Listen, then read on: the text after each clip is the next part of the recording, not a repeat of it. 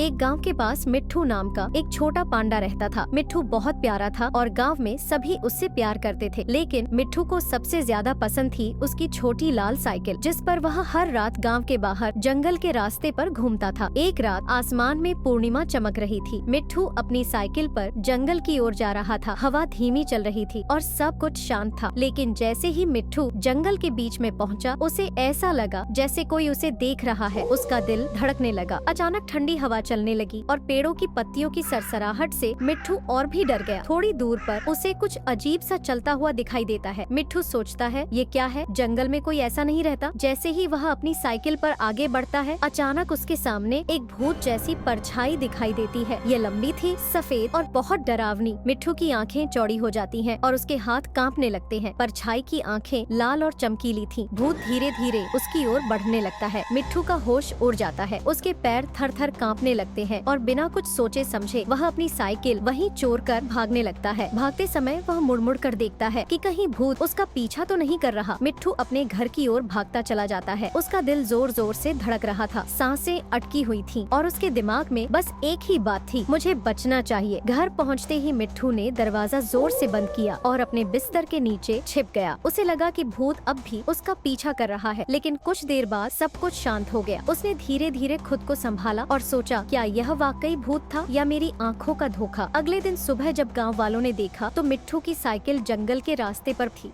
सब सोचने लगे, मिट्ठू की साइकिल जंगल में कैसे चली गई? और मिट्ठू, उसने यह कहानी कभी किसी को नहीं बताई। लेकिन उस रात के बाद उसने जंगल के रास्ते पर साइकिल चलाना हमेशा के लिए बंद कर दिया। जंगल और भूत दोनों का रहस्य आज भी अनसुलझा है।